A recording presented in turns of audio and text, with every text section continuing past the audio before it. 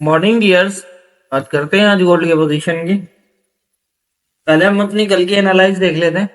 कल हमने जब गोल्ड को एनालाइज किया तो 20312 के आसपास था और मैंने ये कहा था कि यहाँ से कुछ अप जाने के चांसेस हैं, लेकिन ये 37 के आसपास जाने के बाद जो है वो दोबारा नीचे की तरफ मूव करेगा और 28 से 25 तक का एरिया जो है ये इम्पोर्टेंट है। यहाँ से सपोर्ट होने के चांसेस हैं और मार्केट एक राउंड अपसाइड का लेगा।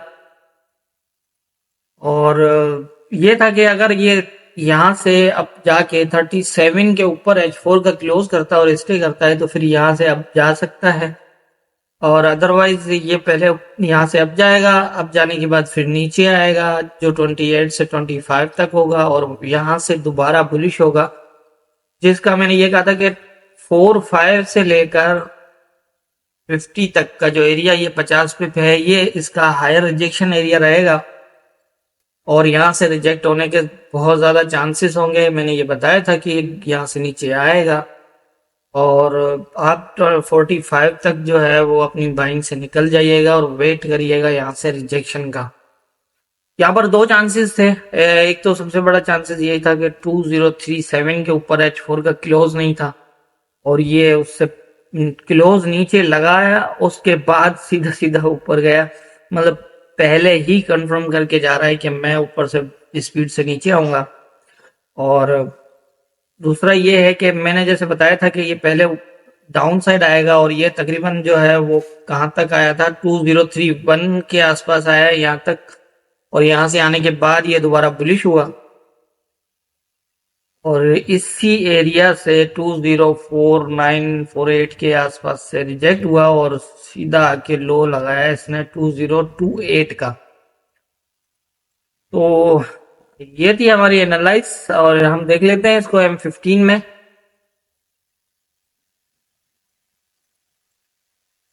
अब M15 में अगर हम इसको देखें तो यहाँ पर काफी हद तक क्लियर पोजीशन ये आप देख रहे हैं कि हमने जब एनालाइज की तो यहाँ मूवमेंट था इसका, और यही था कि ये या तो यहाँ से नीचे आ जाए या फिर अप जाए, लेकिन मैंने ये कहा था कि पहले ये अप जाएगा। थोड़ी सी पोजीशन ऐसे थी, लेकिन मैंने यही कहा था कि ज्यादा से ज्यादा यही एरिया हो सकता 37 का। थोड़ा सा आप तो जरूर गया 40 तक गया, लेकिन आया दोबारा वापस। आप यहाँ से बाइंग मत करिएगा इस एरिया में, इसको वेट करिएगा दोबारा यहाँ तक आने का और यहाँ से आप बाइंग कर सकते हैं। एक राउंड पक्का है जो ऊपर लगेगा 45 से अपसाइड तक। अब यहाँ देखिए ना, एक आते ही इसने अपसाइड एक ब्रेक क्लोज किया और फिर एक नीचे क्लोज किया। तो ऐसी पोजीशन में मार्केट कभी भी स्ट्रॉन्ग इतना बड़ा जो, क्योंकि यहाँ बीच में कोई लेवल ही नहीं है और इतना बड़ा लेवल टेस्ट करने के लिए ऐसी पोजीशन में कभी भी मार्केट उठ नहीं सकती, उसे फिर दोबारा जो है वो अपनी सपोर्ट से उठना पड़ता है।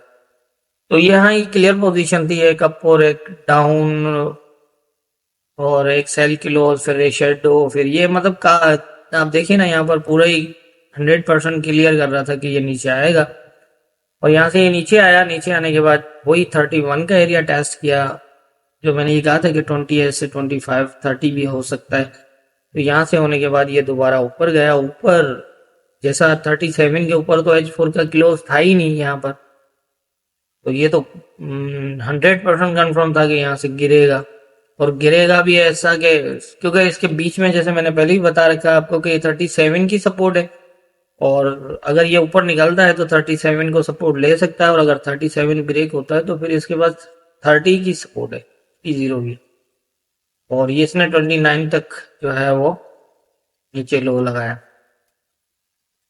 तो इसी तरह से आप देख लेंगे कंफर्म सारी चीजें। ये ऑलरेडी ब्रेक था इसलिए इसने सीधा ही गिरना है। नीचे से अपसाइड पहले ब्रेक किया हुआ था इसलिए सीधा भी आराम से जा सकता है और ऊपर से नीचे ब्रेक किया हुआ है तो ये ऊपर से नीचे भी आसानी से आ सकता है, कोई रोक टोक नहीं है इसके पास। तो M15 में आप देखें बहुत का तकरीबन सारी चीजें क्लियर नजर आ रही हैं कि कहां पर किस तरह की पोजीशन थी और क्या करना चाहिए था। तो ये थी हमारी कल की एनालाइज और मार्केट की मूवमेंट। अब देख लेते हैं आज के इंपॉर्टेंट एरियाज क्या होंगे। आज के जो इम्पोर्टेंट एरियाज है उसके हवाले से अगर हम बात करें तो सबसे पहले देख, चैनल पे नए आने वाले ट्रेडर्स से स्पेशली रिक्वेस्ट करूंगा कि चैनल सब्सक्राइब नहीं किया हो तो कर लें, लाइक शेयर कमेंट्स भी जरूर किया करें। कमेंट्स आप कुछ नहीं समझ में आता, मैं अपनी तरफ से पूरी कोशिश कर रहा हूँ बेहतर से बेहतर समझाने की, एनालाइज में किस तरह आपने क्या देखना है कि पूरा जितनी हो सकती है मैं उतनी कोशिश कर रहा हूँ। लेकिन मुझे नहीं पता कि आप कितना बेहतर समझ रहे हैं इसको, और अगर कोई सजेशन देना चाहते हैं कि और मुझे इसके अंदर कुछ चेंज करना चाहिए, मुझे कुछ और बताना चाहिए, तो आप ज़रूर मुझे कमेंट्स बॉक्स में बता सकते हैं। और लर्निंग के हवाले से हमारे चैनल के ऊपर जो है लर्निंग बेस्ड वीडियोस भी मौजूद हैं, आप वहां से लर्निंग भी कर सकते हैं, सीख सकते हैं इस मेथड को। मेरा अपना ज़ाती रिसर्च मेथड है, डिस्क्रिप्शन में मेरा व्हाट्सअप नंबर भी है, आप मुझसे व्हाट्सएप पे रब्ता कर सकते हैं।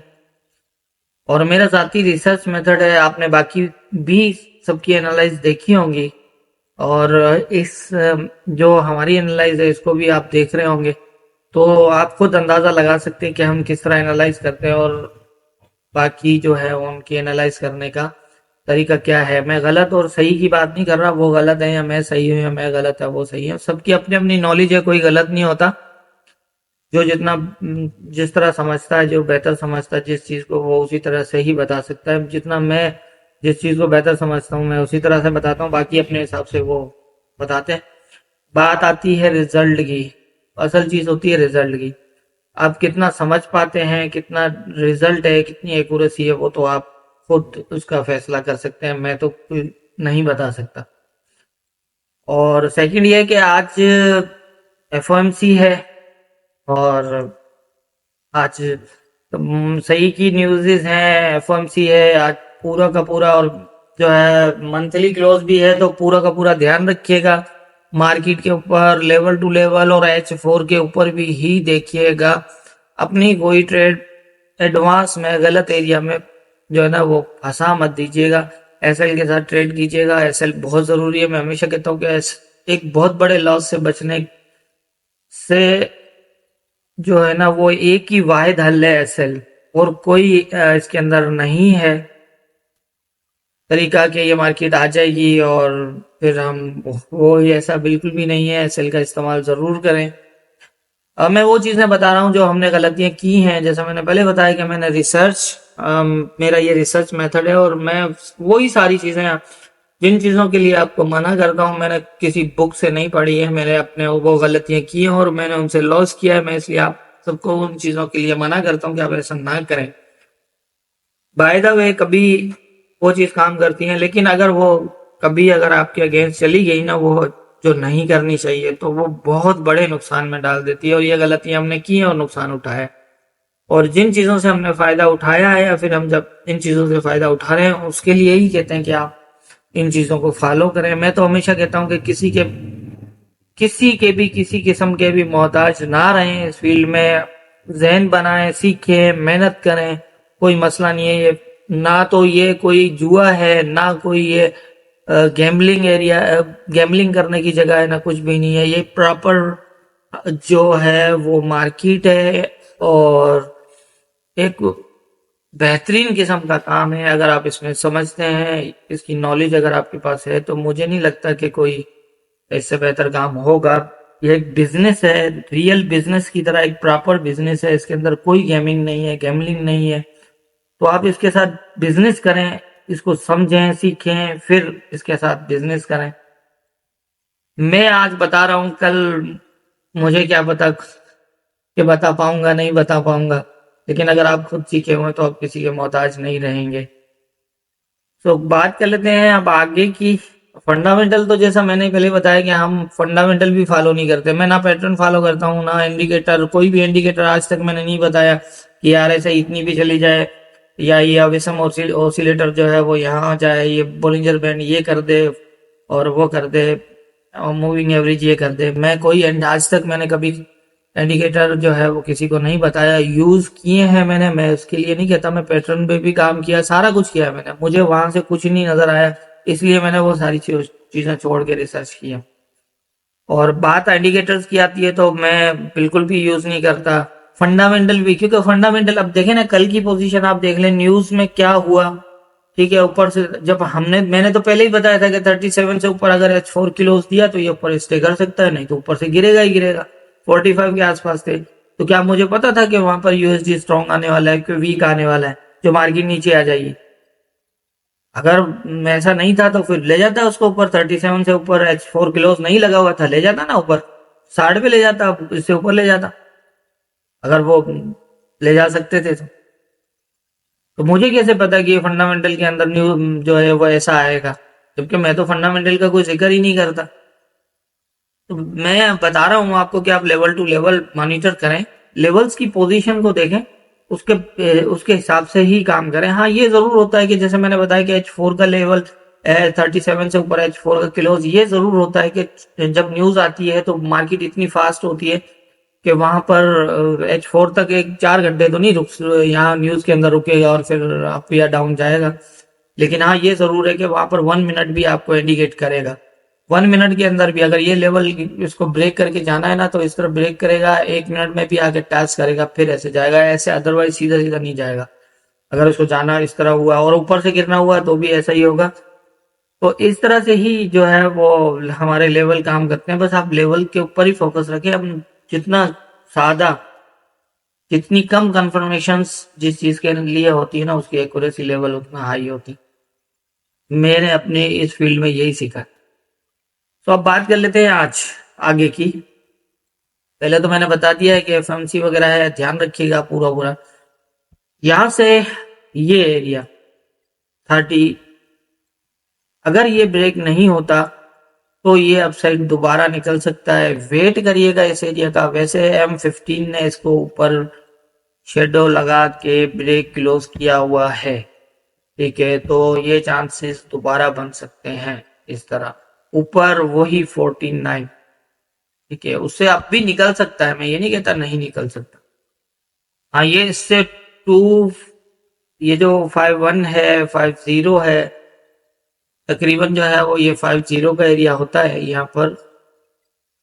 इसको आप जहन में रखिएगा।